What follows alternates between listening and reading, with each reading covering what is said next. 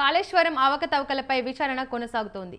మేడిగడ్డ అన్నారం, సుందిళ్ల బ్యారేజ్లలో అవకతవకలను చోటు చేసుకున్నాయన్న ఆరోపణలపై మరో దఫా విచారణ కొనసాగుతోంది. హైదరాబాద్లోని బీఆర్కే భవన్లో ఉన్న కమిషన్ కార్యాలయంలో జస్టిస్ పీసీ ఘోష్ బహిరంగ విచారణ చేపట్టారు. గతంలో విచారించిన పలువురిని మళ్లీ విచారించనుంది కమిషన్.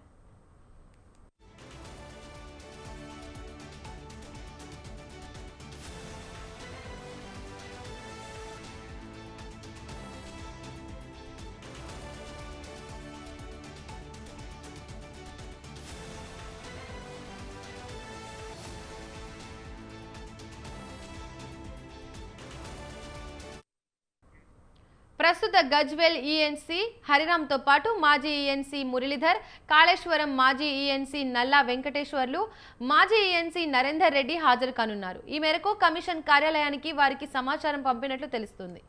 గతంలోనే ఈ ఓ దఫా వారు కమిషన్ ఎదుట బహిరంగ విచారణకు హాజరయ్యారు. వారు దాఖలు చేసిన అఫిడవిట్, బహిరంగ విచారణలో ఇచ్చిన వాగ్మూలానికి మధ్య వ్యత్యాసం ఉన్నట్లు కమిషన్ గుర్తించినట్లు తెలిసింది. దీంతో వారిని మరో దఫా విచారించాలని నిర్ణయించినట్లు సమాచారం.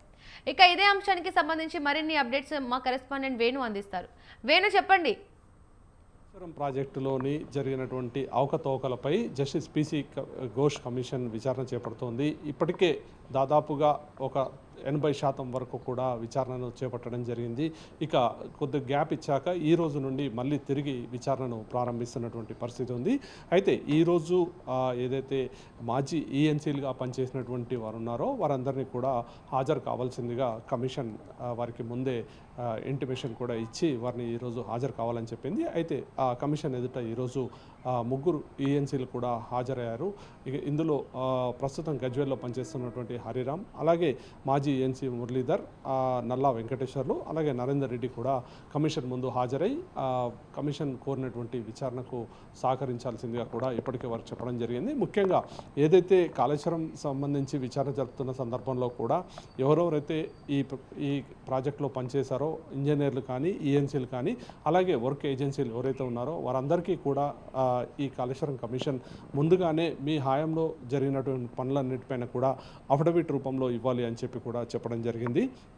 అలాగే ఎవరైనా ఇంకా ఫిర్యాదులు చేయాలనుకున్నా, ఇంకేదైనా విషయాలు చెప్పాలనుకున్నా కానీ వారిని కూడా ఈ కమిషన్ ఎదుట హాజరై వారు కూడా వారి సంబంధించినటువంటి వివరాలు అందజేయాలని చెప్పి కూడా చెప్పడం జరిగింది.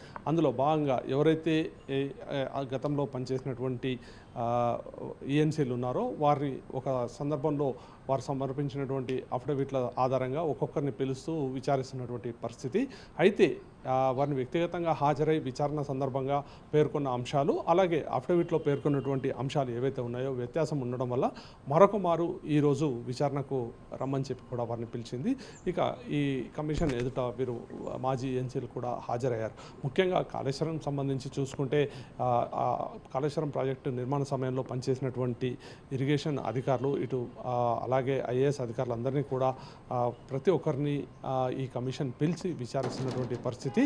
ఇక ముఖ్యంగా మాజీ ముఖ్యమంత్రి కేసీఆర్ కూడా ఇప్పటికే ఈ కమిషన్కి ఒక దాదాపు 16 పేజీల లేఖ రాయడం జరిగింది.